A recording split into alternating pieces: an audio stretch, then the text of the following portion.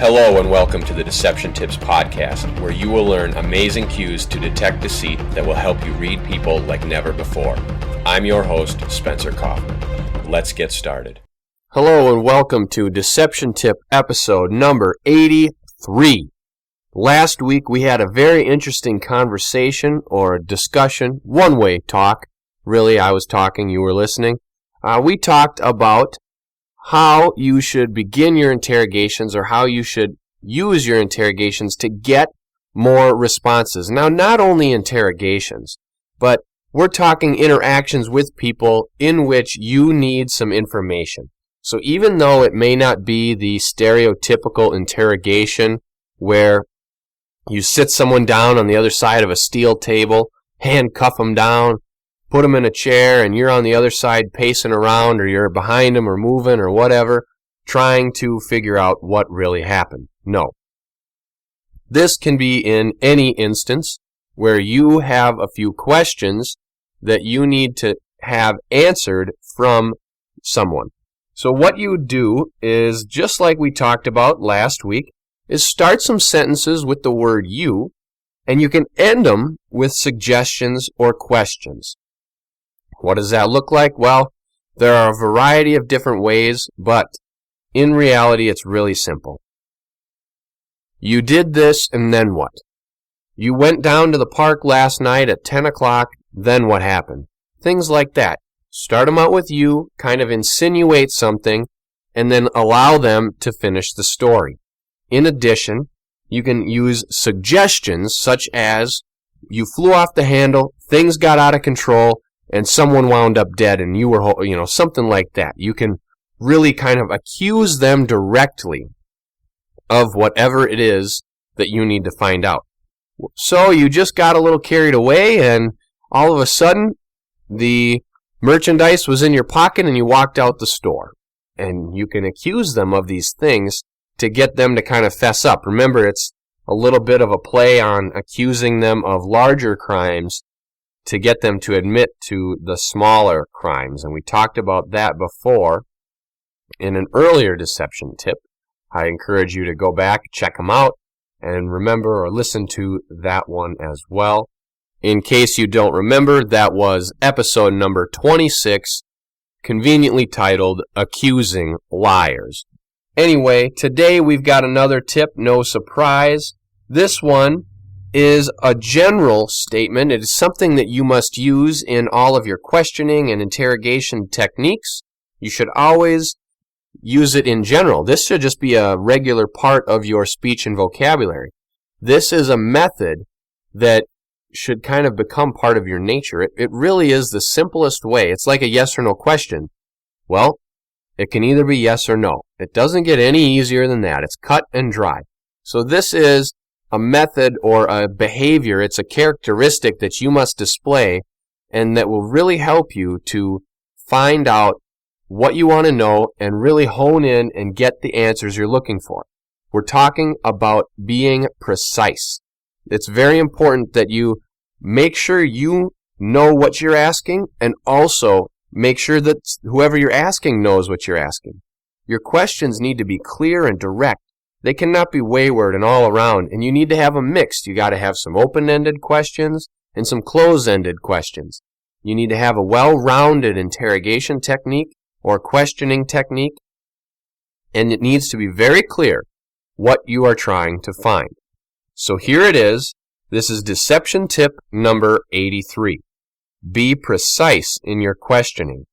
Liars love to find loopholes and hidden meanings in your questions. Here it is again, deception tip 83. Be precise in your questioning. Liars love to find loopholes and hidden meanings in your questions. Liars love to find these hidden meanings. When they lie, they're already being deceptive. Therefore, they are trying to get away with something. Remember, they're under a tremendous amount of stress and tension. They're anxious. They have a huge battle going on inside them. Remember, that conscious and that unconscious are fighting back and forth. Which one wants the truth? The unconscious. The unconscious is pushing hard to leak the truth at every chance it gets. The conscious is more self-serving, and it really wants to get away with the lie. So those two are fighting head to head. There's all this animosity and tension boiling up inside someone. Remember, they're also thinking about getting the lie right because they want you to believe the lie. In addition, they're really worried about getting caught. What's the consequence if someone finds out what they did? Then, what's the consequence if someone finds out they're lying about what they did? Now there's a double consequence. Not only are they going to get in trouble for lying, but they're also going to get in trouble for the behavior that they were lying about. In addition, they're trying to convince themselves of the lie because it's a lie. So they're trying to go over and over and over in their head, rehearsing it, practicing, making sure that they can get away with this. They want to believe it themselves, then they want someone else to believe it. Not only do they need you to believe it, but they also need to have everyone else around you believe it. Whoever else they tell, they need to make sure they remember that story. It could be their friend, it could be their coworker, it could be the police, it could be whoever they need to lie to, the really one that matters, whoever's interrogating or questioning them. So there are a lot of people that need to believe that lie. The stress, the tension is immense. Not only that, but they cannot forget that lie. They have to remember it forever. It's just so much to handle. It can be overwhelming, and it is overwhelming. Therefore, behavioral leakage things happen. In addition, when you're questioning them, a liar who may not be fully convinced or who wants to kind of dodge things will make sure to take advantage of any questions that aren't that great, such as evading them or answering them differently, such as, tell me where you were last night. Well, I was at home. Okay, well, good. But you didn't say when. I was only at home for 5 minutes last night, but I was out for the rest of the night, and I didn't get home until 5 a.m. the next morning. So you could miss all of that. Make sure your questions are very precise and specific. Where were you last night between the hours of 10 p.m. and midnight? Okay, now we're talking. You honed it in. You honed it down. You got specific and precise. Because if someone is really trying to get away with something, and if they are good, they will find every loophole. They will answer your questions evasively, and they will talk with information that you do not know if it's good or bad or what it is, especially if someone has been trained in interrogations or counter-interrogations or anything like that. If they have been taught how to successfully give what I like to call non-answers. So it's answering the question, but it's not really an answer. And I am phenomenal at this. You just ask anyone that knows me, and they'll say that Spencer is the best person to change subjects or evade questions or answer people and satisfy their curiosity, and then by the end of the conversation, they didn't find anything out. All right? There are a lot of people out there well, not a lot out there like that, but there are some, so be aware of them.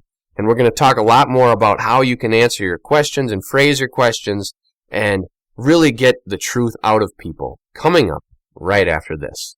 Want to be a lie spotter, but don't have time to do the research? Check out Spencer Kaufman's Deception Tips blog and learn how to detect deception. You'll be an expert at detecting lies. That's SpencerKaufman.com.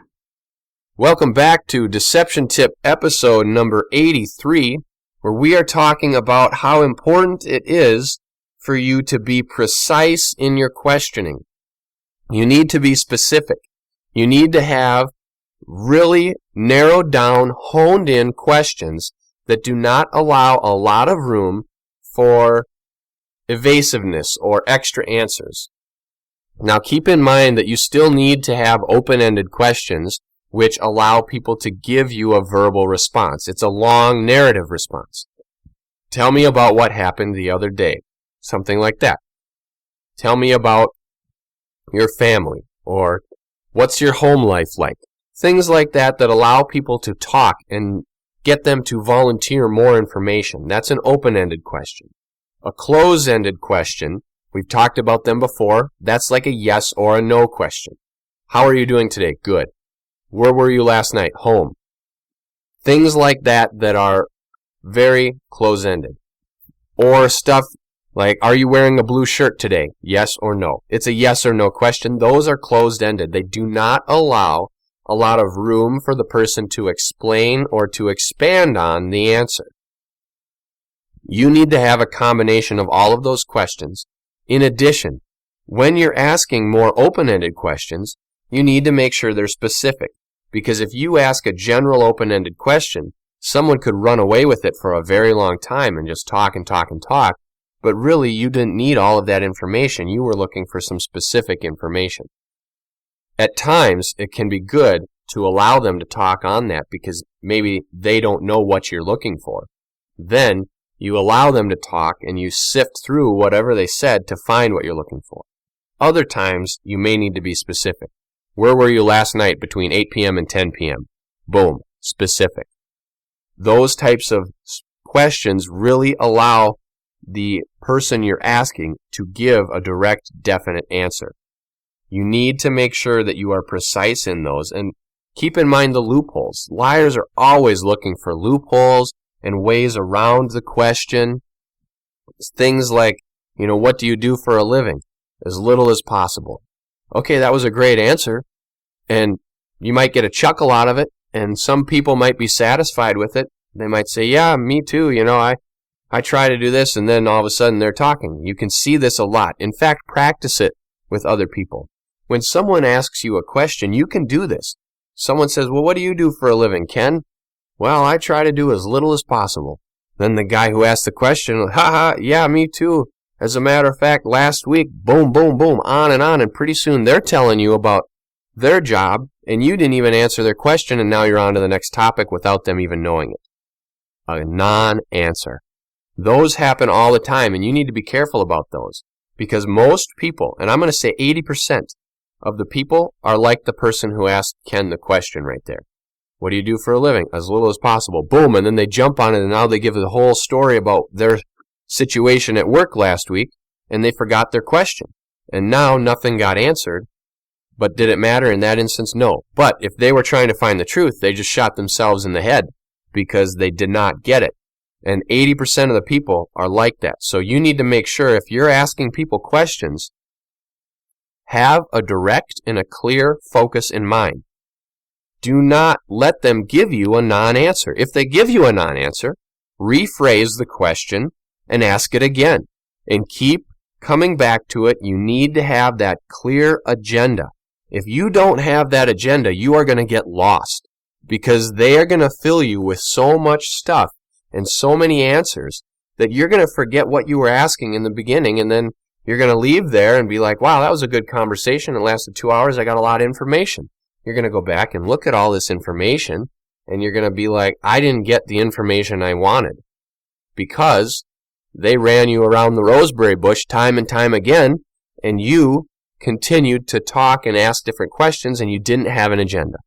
Therefore, make sure you are very precise and specific. Even if you're asking open-ended questions and closed-ended questions, you need to know what you want out of that situation, what you're looking for in that interrogation or whatever it is. You need to have that outlined. And then you can allow your questioning to kind of point down that road. Even if you take some scenic routes or a detour, you need to always be coming back to your focus point. What are you hoping to learn? Again, you can use a combination of questions, but be on the lookout for those non-answers, those evasive questions, because that's something that a lot of people will give you, especially when they're lying. What's your favorite flavor of ice cream? Well, I love ice cream. It's so good. I really like a lot of the different flavors. Which one do you like? Oh, I love chocolate. It's really, oh, great. Where do you get it? And now all of a sudden, who's asking the questions? They just turned the tables on you, and now you're responding to their questions. It happens all the time. You saw how flawlessly that transition was? You can notice this in other people's conversations and in your own. And people who are really good at speaking, the silver tongues out there, they are phenomenal at switching the tables on you and at getting you to start answering more questions than you really wanted to ask the questions. Again, like I said, you talk to anyone I know, and they'll tell you that I'm a master at it. You need to pay attention to that, listen for those people, watch out for them, and make sure, again, that you have that clear agenda in your questioning. so that you know that you're going to make it to whatever answer you need. I want to thank you for listening to this week's episode of the Deception Tips Podcast. I hope that you'll share it with your friends, subscribe to the feed, check out the Deception Tips videos, the blog, and take a look at the books I have available. And as always, tune in next week for a new Deception Tip.